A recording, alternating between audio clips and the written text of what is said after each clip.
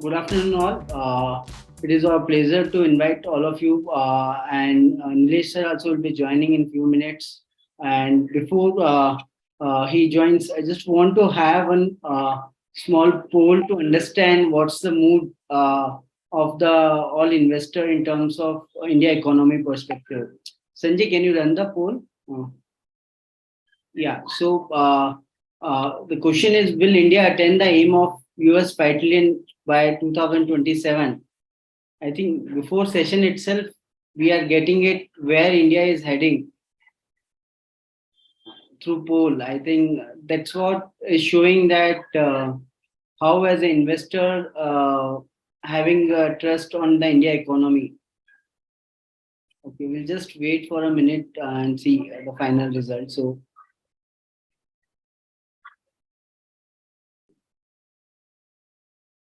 Okay, we'll end the poll now. I think result is showing the what is our thought process. So 93% have a view. Yes, we will be a 5 trillion economy by 2027. So this is something which really showcase that how India is changing dynamically. And I think the one of the best thing today, what we have seen that if you look at India and Singapore today have done where UPI level, some anybody can do a fund transfer between India to world level with Singapore. So that shows that the type of changes which is happening at the India level, which is completely non-imaginable if I look at the way changes are happening. So to just to give some of the example, if you look at the one of the most precedent change, if you look at which is happening in India, the scale at the base at which it is happening. And if you look at all the three pillars which structurally link with the growth, one is the social, economical, and the political. All three pillars are showing sign of growth altogether. Just to give an example on social side, see if you look at today we have 1.4 billion human resource, out of which 1 billion is below 35. That is something which is working very well for us, and we are getting a demographic dividend through this. The second, if you look at on the political side, today we have 960 million registered voters, out of which last election 600 million voters have voted. You will be surprised to know that out of 600 million voters who have registered, 90 million were the first time voter. So that is something which is bringing the change in the India, and that is something which is building the new India. So these the first time voters are the one who is the aspirational India, who is looking at something which is completely different what we have seen earlier. The third part, if you look at from an economy perspective, the economic changes. If you look at today, we are 3.5 trillion of economy. We have taken almost 67 years to reach 1 trillion of economy. But if you look at after that, how we have changed. Next 8 years, we have reached 2 trillion economy. And if you look at the third trillion, from 2 to 3 trillion, we have just taken 5 years. So that is the pace of change of what India is seeing today. That's the reason why people are seeing and talking about that this decade is going to be India. And there are certain theories where people are coming back and saying it's not this decade, even the century is going to be for the India. The way structural changes which is happening into the India, and especially on all the three fronts, be it social, economical, and the political side. Second thing, if you look at from the economic perspective, pre-COVID and post-COVID, we are the fastest growing economy. So even during the crisis time, one thing which has changed that India has become much more stronger, and China plus thought process has helped India to build the manufacturing base also. So that's another change. What we are seeing on the structurally also that across the world people are looking at India as an alternative to the China. And if you look at from 2015 to now, so we were 10th economy, if you look at from a GDP level at 2015.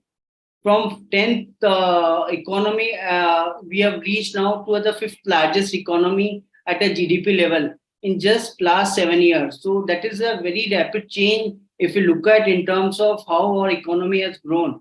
And it's just a matter of time we are going to be a fourth largest economy. So which means we have reached a very large milestone in terms of the GDP growth perspective. And the one of the most important part, if I look at what shows the sign of a growth for India, I think the one of the major part, if you look at from the FDI perspective, see for any economy to see that the growth is more sustainable or not, FDI investment is the first and truest indicator to show that how the economy is growing. So if you look at on the FDI flow perspective today, we are getting it highest ever FDI inflow. And you will be surprised to know that the FDI flow which is coming currently, it is coming across almost all the sectors. So 61 sectors where we are getting the FDI flow, and almost 31 states who are getting benefited from the FDI flow. So that's another change what we have seen this time, that the growth which is coming up, it is more inclusive in the nature, and it is more linked with bottom to up. It is not only the 4-5 states which predominantly do well if you look at from the growth perspective. And that is something which is showing that how India is going to change. And two more factors, if I look at what is going to work for the India. One thing which I think people will be able to realize over a period of time, we are going to be 20% of world growth over the next 10 years. So India will be leading the world growth, and the overall projection is that we will have 6 to 7% type of growth over a next 10-year perspective. And the next question come, what are the things which are going to lead this growth? Because everybody is have a belief and trust that yes, India will grow. But if you look at the factors which are going to drive the India growth, they are changing, and that is something which is making us our growth more sustainable. The first and foremost thing, if we look at from a growth perspective, I think offshoring and investment in the manufacturing. So if you look at the current form of manufacturing, like companies like Apple and other, where they are doing a contract manufacturing, where the larger players are coming up and giving on the contract manufacturing and then coming their own. So that's another change, that contract manufacturing becoming a very large part of the manufacturing base. And if you look at some of the sectors where we have not thought of, like for example, mobile phone. Today we are doing export in mobile phone. Same way, if I look at on toys, people have not thought of that India will be exporting toys. So India is becoming very competitive in many of those manufacturing sites where earlier nobody has thought of it's going to happen. And if you look at the major reason why this change has happened, so one is we have our own domestic market which is doing a consumption. Secondly, from government side, they have done large things. So if you look at, one is on the tax cut, they have done it. Secondly, the PLI scheme, where that is called production link incentive, where they are giving the incentive to the manufacturing sector for some of the segments where economy level they are looking at on the high growth side. The second thing, if you look at which is going to build the growth for India, is the energy transition. You will be surprised to know that going forward perspective, if I look at the energy perspective, the majority of the growth which is coming on the energy side, 70% of that is going to come from the alternative energy, which means we are changing the way energy sectors have looked at. And the second thing, almost all the villages today have electricity, which is a big change if I look at in terms of the inclusive growth perspective. So that is going to transform the overall or energy consumption. So if you look at today, we consume almost 1/10 what US consume in terms of the electricity consumption perspective. So that way we have a huge headroom for a growth in terms of the consumption perspective. And secondly, our focus on alternatives energy, that is going to help us to build more sustainable growth from the future perspective. The third and the most important part, I think, which is driving the whole growth for the India is the digital infra. Today, we are the world highest data consumption country.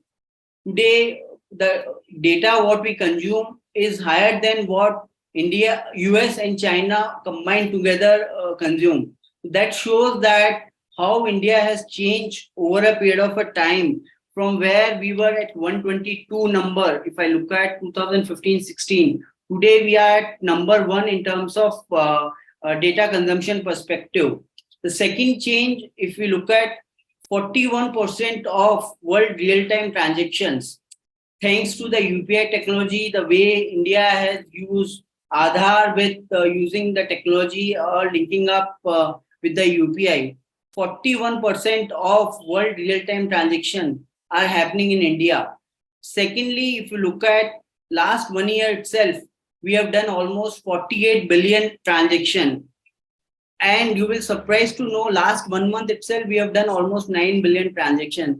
So the pace of growth at which we are converting ourselves into a digital economy, which is changing on a multi form. And that is something which is helping us to do things which people have not thought of. Like today, like eKYC, DigiLocker, eSign, all these combined together, helping many companies to do the things which used to take like almost 20 to 30 days. Today, somebody can set up a company in a day times because the whole digital infrastructure is ready. And if you look at the next phase of digital growth, there are three major things which is going to happen. One is OCN, which is Open Credit Enabler Network, through which government is trying to make all the institution have a single control of the data, and lending can be done at a much more lower rates because all the institutions will be able to share the information at a common level. The second thing is the ONDC, which is Open Network for Digital Commerce. So today, all those large players which have a monopoly on the digital commerce side, they are going to see that how this open network is going to change the whole way of doing business.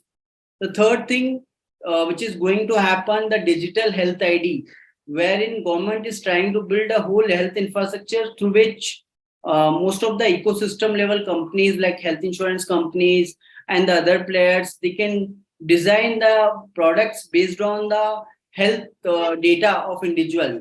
So if you look at today, India is building a whole network of data which is linked with different ecosystem, and that is something which is going to drive the whole growth. And the some of the facts, if you look at, which is already showing the sign of change. So, for example, if you look at recently, India is buying oil from Russia, and they are selling back to US and Europe countries.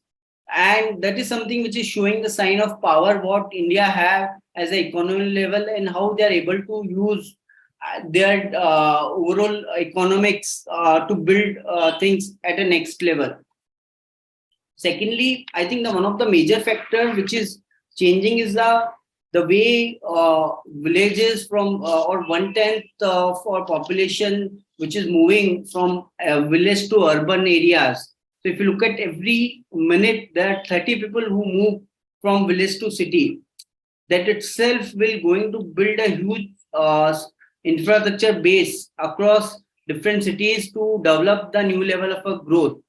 So the point is, if you look at from all the parameter perspective, to summarize, I think on the social side, economical side, and the political side, all the aspects are showing that next, not just this decade, the century is going to be for the India, and we will be able to see the real growth because now the aspiration of India has changed.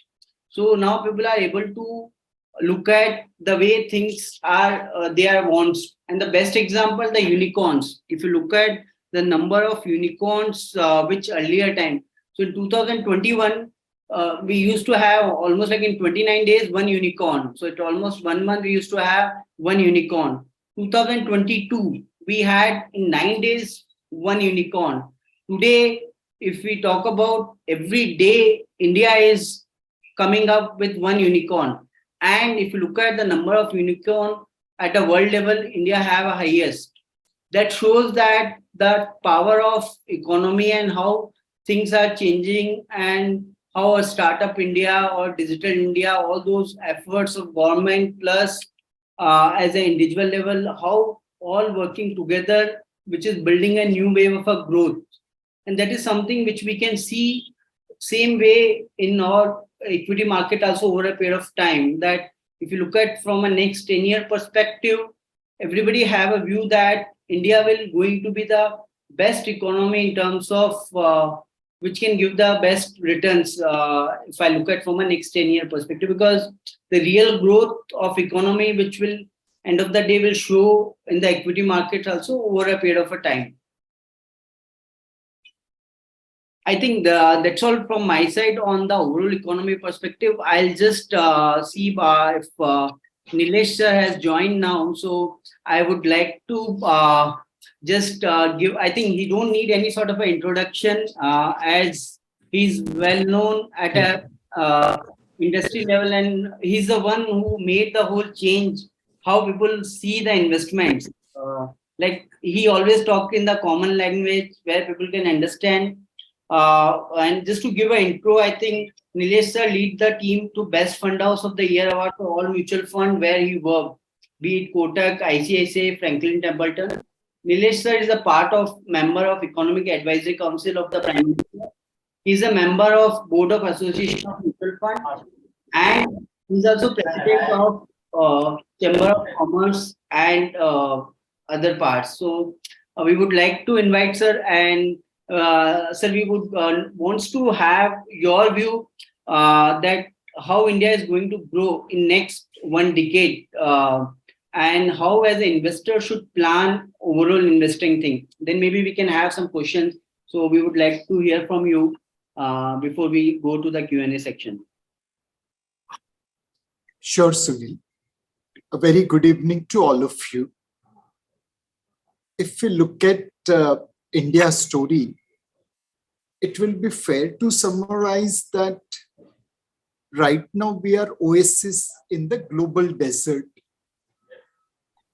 Things are going quite badly in global scenario, and India so far has remained immune from the global turmoil.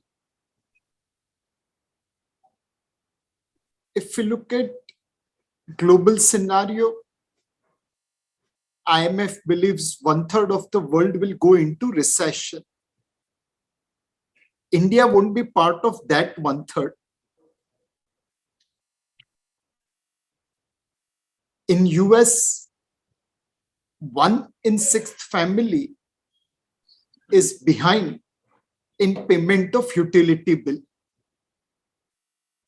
They are unable to pay their utility bill on time because they have problems of savings. They are not able to meet their budget because of higher inflation. But clearly, there is a challenge there. In India, young men live with their parents out of love. In US, young men living with their parent has increased in recent times out of compulsion because home buying has become expensive. In China, their biggest tech banker is missing, And the company has recently issued a press release saying that we don't know where our CEO is. Now, normally such press release comes when CEO is taken away by the government.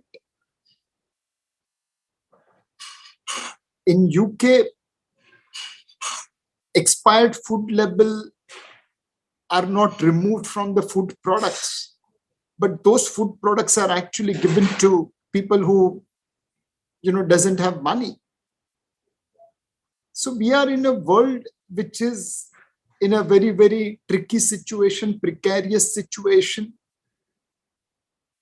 In that context, overall, India has done well so far.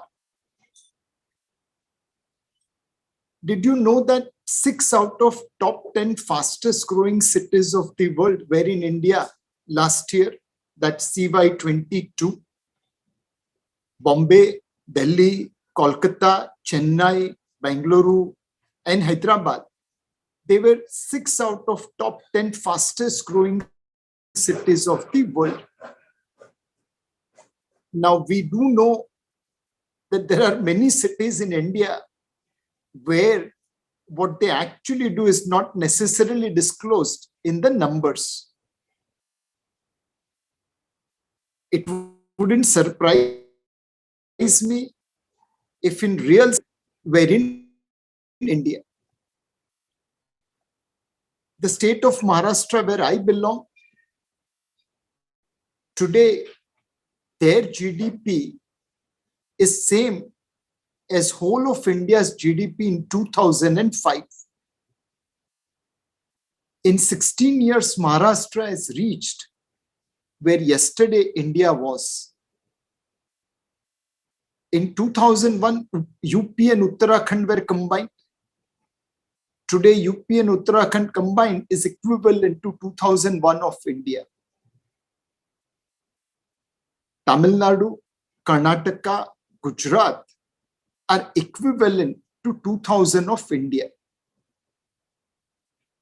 In 15 to 20 years, these states have become as big as yesterday's India.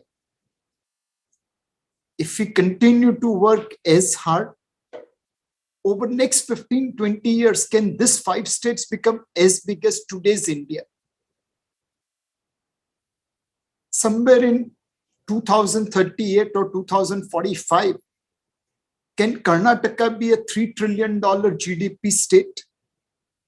Well, if you keep on working like you have worked in last 20 years, that's bound to happen.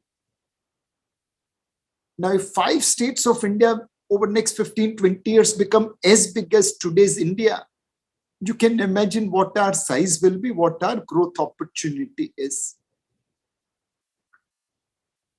Your states are doing well, your cities are doing well. And the third component in that chain is companies, corporate India. We have seen TCS, Infosys, Wipro, HCL Tech Mahindra, and other companies becoming global leaders in IT services. We have seen Cipla, Dr. Reddy, Lupin, Sun Pharma becoming global leaders in generic medicine. We have seen Bajaj Auto, TVS, Hero becoming global leaders in two-wheelers. Corporate India is now no longer restricted to national boundaries. They are becoming globally competitive. And this is best illustrated by a cooperative society called Amul. We all know Amul for the catchy advertisements they make and the milk they produce.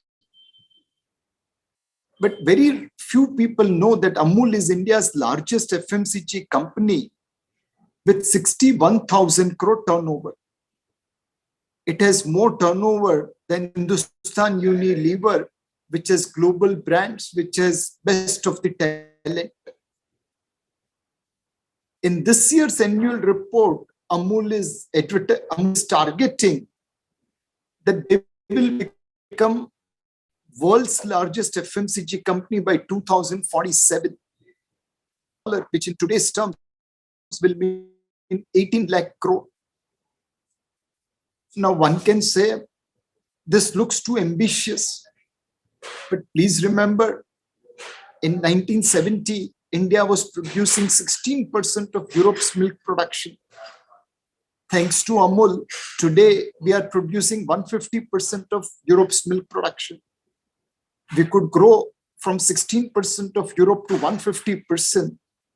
Why can't Amul grow by same work from being largest FMCG company in India to be the largest FMCG company of the world? Effectively, if you look at India, cities are doing well, states are doing well, corporates are doing well. The country can't be far behind. Why do we feel that going forward, growth will sustain? One, in the past, China, Japan, South Korea, Taiwan, every country outperformed India because they had better infrastructure. Our infrastructure creation was not keeping pace with the need of economy. Our airports, railway stations, highways, port were always choked. But now things are changing. From 1947 to 2013, what we built is getting replicated between 2014 to 2024. In 2013, we had 82,000 kilometers of highways. By 2024, we'll have 165,000 kilometers of national highways.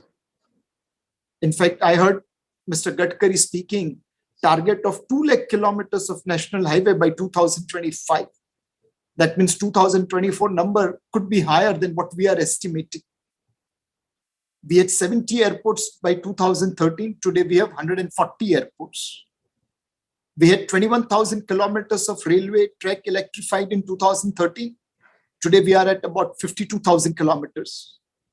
We had 50,000 medical seats in 2013. Today we have 95,000. By 2024, it will be more than 1 lakh. We were mining 600 million tons of coal in 2014. We will be a billion-ton coal miner in 2024. You look at port handling capacity, it will double between 2013 to 2024. We had 225 gigawatt of power in 2014. Will be 435 gigawatt of power in 2024. So effectively, national highways, port capacity, airports, power, coal mining, medical seats, electrification of railway track, whichever parameter of infrastructure we pick, India is building between 2014 and 24 what was built between 1947 and 2013. Now, this infrastructure will increase productivity. It will make us competitive globally. And hopefully, it will create another orbit of growth. While the long-term story of India does look good, does that mean that we don't have challenges? Answer is absolutely no. There are a few things which we need to tackle right now. The one thing is bottom-end consumption. Your lifestyle, my lifestyle has not been impacted by COVID or inflation to a great extent. And this is reflected in SUVs having 1 year waiting period. This is reflected in air travel reaching double of last year. This is reflected in hotels getting full. If you today want to organize a marriage party, I mean, it's not the Jyotish's or astrologer's date which you have to worry about. It's the hotel which will be available. But at the same time, the consumption of our maid, our peon, our accountant, our driver has been impacted. Inflation, COVID, all those things have subdued consumption at the bottom end. For last almost 3 quarters, we were hoping that this will be the bottom, but the uptick is not coming through yet. Certainly, there is a need to provide support at the bottom end of consumption. The second thing is our trade deficit. Bearing last month, for almost a year, we were running trade deficit ahead of our means. We are importing far more than what we can afford.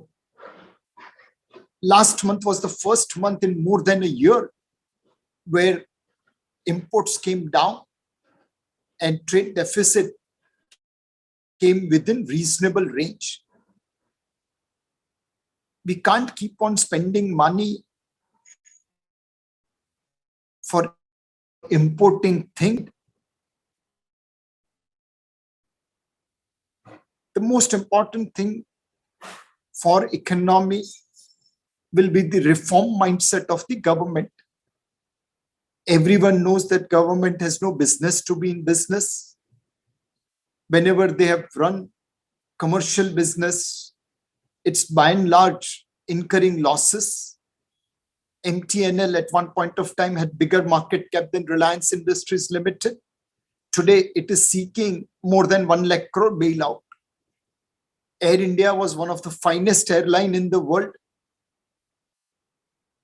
When it got nationalized, the downfall started and government had to inject 70,000 crore to keep that elephant flying. With Tata's, hopefully things will change. But Air India divestment can happen only after government contributed 70,000 crore there. It couldn't happen when Air India was monopoly of India's sky. So we have challenge on subdued consumption. We have challenge on current account deficit. We have challenge on reform mindset of government, which ensures there is ease of doing business, ease of doing investment, etc. But then all countries have their challenges. We are relatively better off vis-a-vis others. Now, how do we convert this into market? I don't think so. Most of us will have debate about India moving forward. Our debate will be about speed. Will we move faster? Will we move slower? And for market, direction is important, but speed is equally important. We believe this is market which is fairly priced from our historical average. We generally trade at about 18 times 1 year forward. Currently, market is probably 19 times 1 year forward. So not significant premium to our long-term average. We believe there are events which will continue to shape market. Tomorrow will be first anniversary of Russia-Ukraine invasion. When it started, it impacted energy prices, it impacted food prices, it impacted fertilizer prices. The war is not yet over. Will there be escalation, again impacting energy, food and fertilizer prices? Then our markets will suffer. Will there be de-escalation, easing of pressure on energy, food and fertilizer? Our markets will move ahead. US Fed is expected to raise interest rates. If you are going to get 5% in US fixed income, why do you want to invest in emerging market equities? The extent of rise in US interest rates will have direct impact on how much foreigners invest in Indian market. Oil prices always remain important to us because we import $100 to $150 billion of oil. In May 24, there is a central election. And before that, there are 9 state elections, including Karnataka. Results of those states will determine what's going to happen. Central election results, if they're per the expectations of the market, then we could. But if there is a shock like 2004, markets could correct. If there is a surprise like 2009, then markets could rise over next 18 months, which will impact market from US Fed to energy prices to Russia, Ukraine to central election. We believe this is the market where you have to buy on dips or buy on correction. This is the market where it makes sense to keep some cash in hand so that you can take advantage of correction. One can always ask, if markets are likely to correct, then why don't we sell everything and then buy? Well, don't make that mistake, because events can be positive also. If tomorrow Russia de-escalates, Fed starts cutting rates, market is confident. This is the market where you maintain neutral allocation to equity.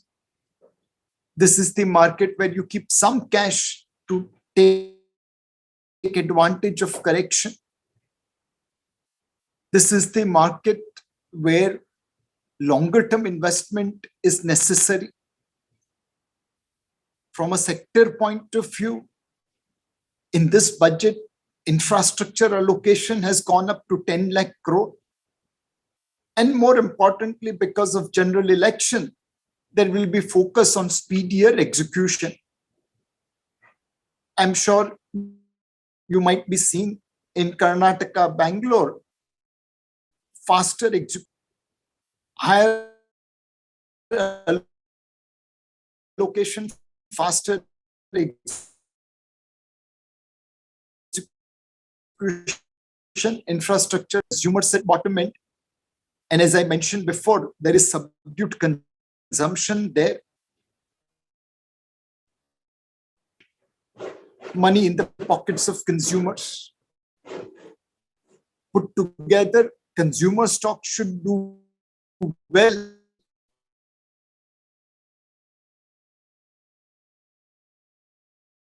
In the run-up election, as they move from subdued consumption side, interest rates are nearing their peak. They haven't peaked, but they are nearing their top. And this is time to start looking at longer duration papers. You can look at gilt funds, bond funds, longer maturity, debentures, bonds for your allocation into fixed income. Overall, next 12 to 18 months, our economy will do well as we have built infrastructure, as momentum is in favor of India. The markets, even though economy is doing well, will be volatile. Events like Ukraine, US Fed, general election results will continue to cast their shadow on our market. But every correction is a great opportunity to buy into India growth story. Infrastructure and consumer sector should outperform the market in the few quarters to come. On fixed income, it is time to build longer maturity in your portfolio. By and large, this is the year for disciplined investor with moderate return. And hopefully next year, with the new government in place, we will see better days in terms of return. With this, I'll end my talk, but happy to take your questions. Sure. Thank you, sir. Just want to understand your view in terms of the market cap perspective, like large cap, mid cap, or small cap, which how as asset allocation should be in terms of next 3 to 5 year perspective allocation. Sunil, today large, mid, and small are almost trading in equilibrium. They are like the perfect planet. Everyone is in right place. So what we are saying is that there is no aggressive call in terms of let's be overweight large cap or overweight small and mid cap. In the correction, normally small and mid cap falls more than large cap. So if there is a correction, buy small and mid cap. Otherwise, remain in multi-cap category, some large cap, some mid cap, some small cap. Today, there's no aggressive call in terms of going into one, cap versus another. Okay. Sure, sir. So another question, which like most of our clients and our investor do goal-based investing. So especially from retirement planning perspective, what would be your advice that someone who is planning, looking at from next 5 to 10 year perspective to build a corpus, how he should plan? So Sunil, by one, instead of saying that my son or my daughter will be my retirement corpus, it is far better to have financials as your retirement. I'm sure everyone's son and daughter are very good and they'll take due care. But sar utha ke jio is very, very important. In order to build financial security, you require three things. One is a regular investment. There is track record of SIP over 5, 10, 15, 20, 25, 30 years where people have made double-digit return. We have a saying that little drops of water make ocean. The same thing is visible in SIP, which is regular investment.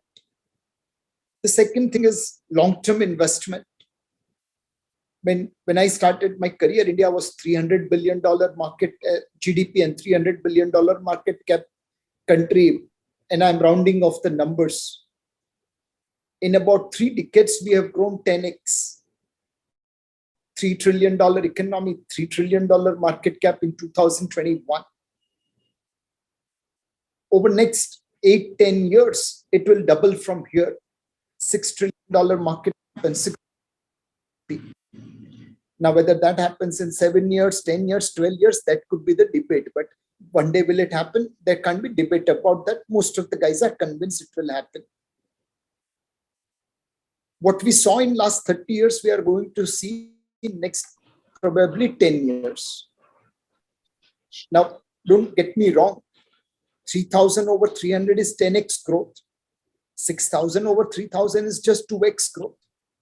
So it's not the percentage return, but it's the absolute opportunity which I'm talking about. Next 10 years, absolute opportunity of making money is as good as last 30 years opportunity of making money. Now, if you take such view, you'll be able to withstand volatility. You'll be able to withstand correction. So be a long-term investor, be a member of India growth story, and ride out the correction, ride out the volatility. The third and the final thing is discipline. Now, we all know equity will do well over a longer period of time, but we must survive in the short term, see the long term. Everyone has to invest based on their risk. If you are conservative, have less equity, your returns will be lower, but that's fine. If you are aggressive and take risk, you will be able to withstand volatility. So in simple words, regular investment, because little drops of water make ocean. Disciplined investment, because you should not put all eggs in one basket. And be a long-term investor, because in the short term,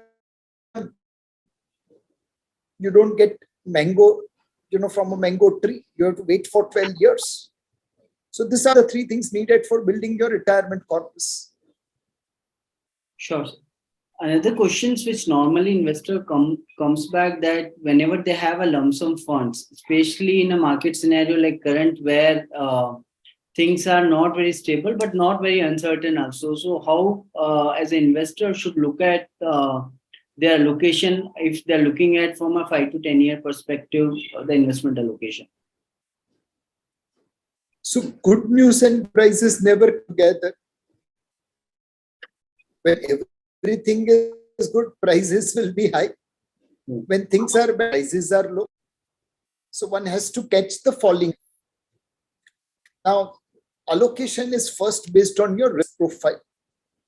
Are you a better like Surya Kumar Yadav, who will hit every ball for a four? Are you a batsman like Rahul Dravid, who will take his time to build his inning? Depending upon your risk profile, conservative, average, aggressive, super conservative, whatever be the case be, please build your portfolio according to your risk profile. Second thing is your investment objective. Yes, I am conservative investor, but if I'm investing for my retirement, I need to have some equity allocation. Yes, I am very aggressive investor, super aggressive, but if I'm only investing for 1 month, I can't put money in equity, even if my risk appetite is high. So you reconcile between your risk profile and your investment objective to arrive at the right portfolio. A portfolio which is balanced across debt, equity, real estate, gold, and offshore assets. This allocation needs to be maintained through regular investment and some amount of profit booking or loss averaging, as the case may be. This thing has to be repeated time and again.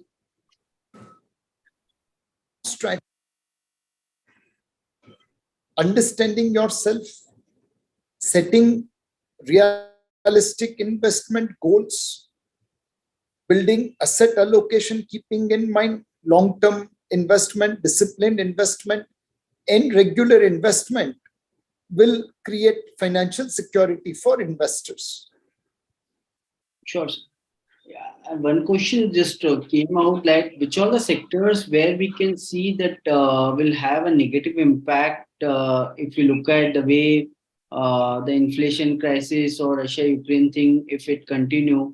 So from a next 3 to 5 year perspectives, if you look at what are the sectors where investor needs to be a bit cautious, like the way like PSU banks have seen recently rally. So like that, there are sectors in metals also had a good amount of rally. So sometimes investor get caught at the peak. So I want to take your view that where investor needs to take a call and move out from the sectors, and what would be the ideal strategy? See, India is a rising tide. Rising tide lifts every boat. But those boats which have a hole in them, they don't rise. Is the hole in the boat from a point of view? It's misgovernance. If the promoter, if the management of a company does not care about your governance, does not care about minority shareholders, then don't invest in that company. More than the sector, the important thing is governance of the company. Is company management taking good care of business? Care about their responsibility to minority shareholders? If yes, then that is the company which is worth investing. Sectorally, there are few sectors where we by and large believe governance standards are poor, are real estate, public sector undertakings. BPCL, HPCL, IOCL are great companies, but because of their ownership, when oil prices go higher, they buy oil at 100 and sell diesel petrol at 90 rupees and incur 10 rupee loss. Now, It might be good from a government and country point of view, but it is not good from a shareholder point of view. In real estate, cash transactions are there in many parts of India, in land acquisition, in building approvals. Now, whether those cash will come to the company or go to the promoter, who knows? So by and large, we have been very, very careful investing in real estate and PSU sector. Now, of course, with that kind of approach, you may end up missing the PSU bank rally which happened. But it's better to be safe than be sorry. So another thought process normally as an investor, they have that value of growth, which is going to drive the market, like especially when now interest rate scenario is like on the peak side of that. So is there any change that value will start going not further than growth will take? So like last 1 year, especially growth have seen some sort of a slowdown compared to value started doing good. So as a style, what will be the directional view from a next 2 to 3 year perspective? Which style of funds means as a approach will do well? Day after night comes, night after day comes. Poonam के बाद अमास आती है, अमास के बाद पूनम आती है. This is the cycle of the nature. Market भी वैसा ही है. Sometimes value philosophy works. Sometimes growth philosophy works. When liquidity is high, interest rates are low, risk appetite is high, growth will work.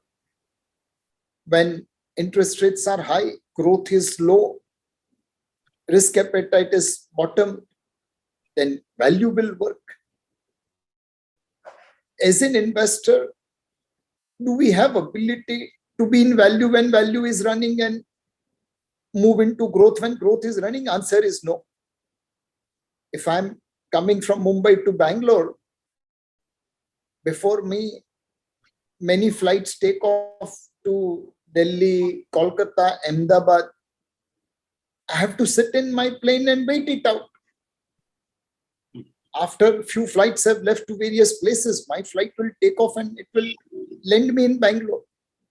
But if I jump from the plane which is tending to one which is moving, instead of reaching back, please follow the discipline. Growth, value, they are all norms. They are all catchy phrases.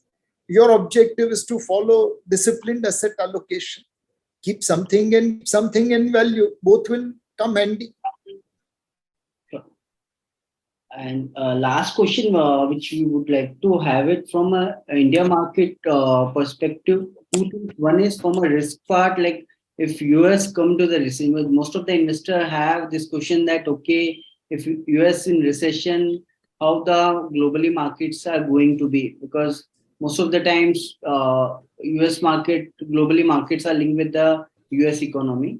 And secondly, from a next 10 year perspective, what would be the ideal equity return expectation from an investor point of view, where we can see as a whole? So one, Sunil, what is unknown to the market when that happens, market corrects big time. For example, in Feb 20, if you had asked me, Nilesh, by COVID mein kya hoga, I would have said nothing. But when COVID actually created lockdown, our markets corrected from 12,500 to 7,500 because market had not priced in lockdown risk due to COVID. Now, how many of us are aware that US is likely to get into recession? A lot of us are aware. So if what is known to the market happens, the impact will always be less. What is unknown to the market, if that happens, then impact will be far more. Market was never expecting that 9/11 will happen. But when that happened, it corrected because new set of risk had emerged. In my mind, US recession is unlikely. Fed is raising rates, but the growth is still quite positive. And I believe there will be temporary milder effect of US recession on Indian economy or Indian market. No material substantial long-term impact.